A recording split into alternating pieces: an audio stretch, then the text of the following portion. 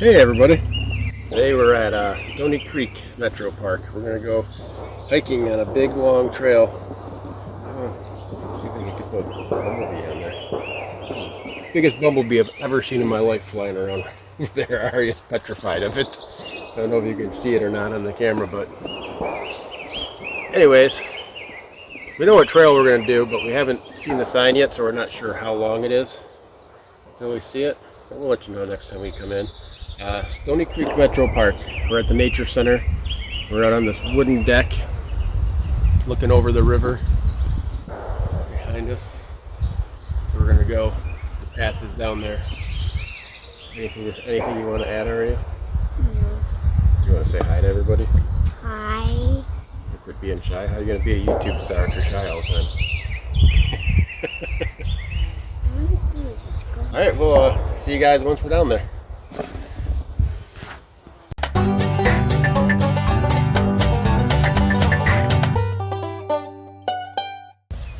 This is looking down. Wow, huge fish just jumped down there. This is looking off of the deck down there. Now there's Stony Creek. You can see the trail over there. That's where we'll be going. Or see, I don't know if you can see those people over there, but we're gonna be walking down that line, going underneath that power line, down that hill, and then we'll be looping back this way. There's a gun range off in the distance. You might be able to hear the guns shooting. We'll be going over by that too along the way. You can see the Nature Center here goes under the power lines. You see the whole row of them going way up over there, over the hill. You can also see The nature trails are all through here.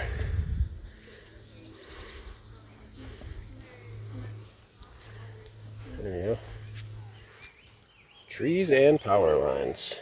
It's talking about the blackout in 2003 that affected 50 million people in 13 states and Ontario.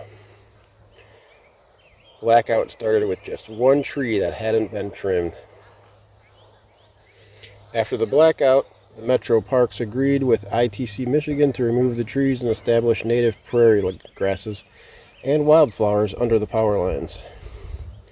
The native savanna provides habitat for insects, grassland birds, and mammals, which in turn serve as prey for hawks, owls, weasels, shrews, foxes, and coyotes. Alright, well here's the map. I was wrong. We're only doing 2.5 miles. We're doing the green trail there. It's called the Habitat Trail. We did the yellow one last time we were here. Maybe next time we come we'll do the long purple one. The purple one's like 4 miles. But yeah, we're going to do the 2.5 miles. We're starting now. It's a little after 3 o'clock. We're going to see how long it takes us. We got a turtle log here. Yeah. There is. Zoom in so you guys can see them. There's that one. People, that one just climbed onto the log right there. And people like to. Yeah, these people just took one out of the water and then dropped him on the dock. Real nice. Is he here? Is he still on the dock? That one right there. No, they took him with them. Oh. There's one swimming. Now, it's really hard to see on the screen because it's so sunny. Oh, I see it. You're getting a bunch of glare.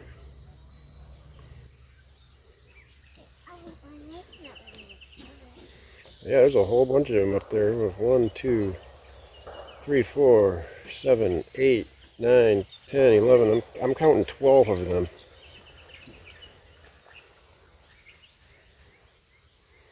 Got another one just swimming up. And climbing up. See him?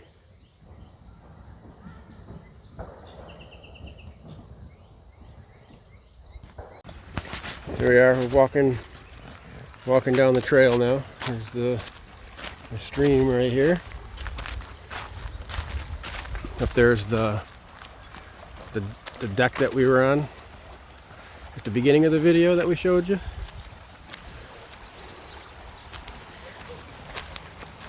It says don't build a house here because it'll flood. Oh. A rage in the river is in that picture compared to how it is now.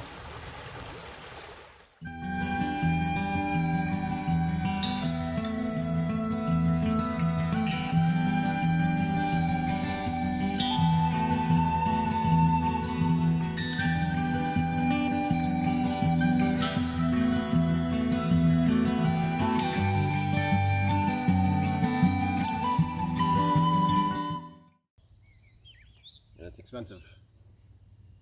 Do you know I'm videotaping this? Mm-hmm. Why am I videotaping this? Why am I videotaping Daddy drinking? Because he's thirsty? Smile.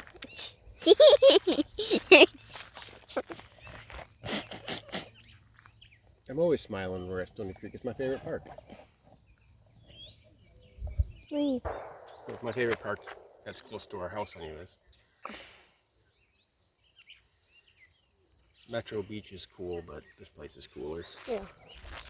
This trail is one of the few places left in Michigan where you can see Massasauga rattlesnakes.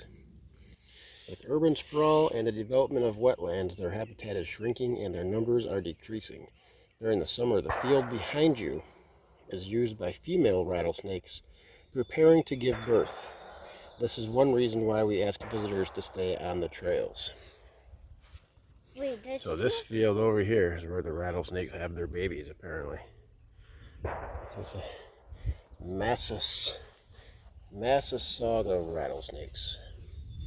You can hear gunshots. There's a gun range right over there. I don't know if you can see the cars parked over there or not, but see those cars there are all parked at the gun range over there.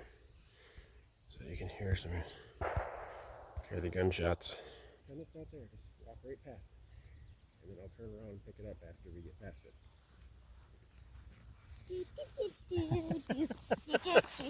Good acting skills.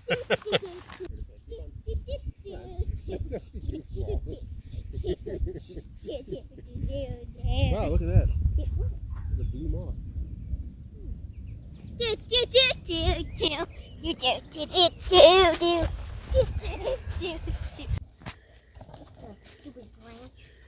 You tell it. You're good. You got your Nikes on.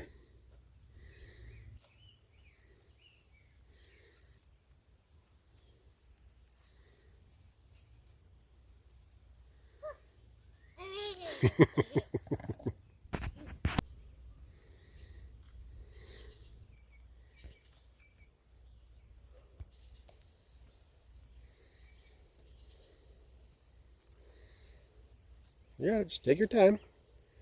Just, yeah, use your arms to keep your balance. You can go all the way up here to the top.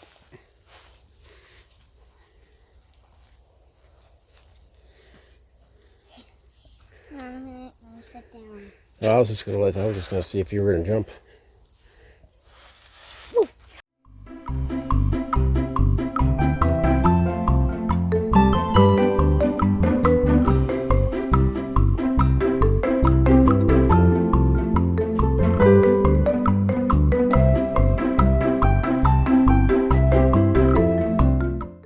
So we were walking, doing our hike, and we noticed that, like, that lighter tree looks a lot different than the big tree that it's around. You see it kind of goes through those branches there. You walk around to the other side, and there it is.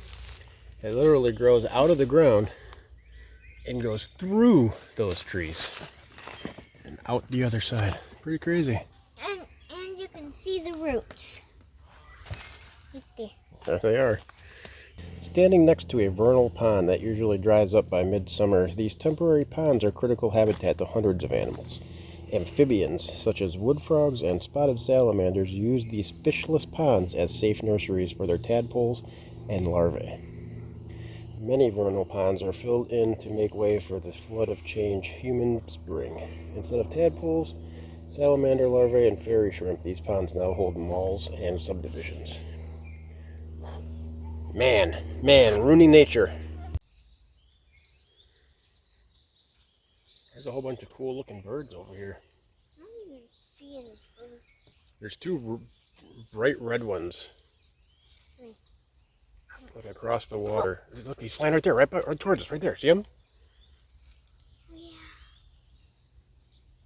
You see how he was like bright red.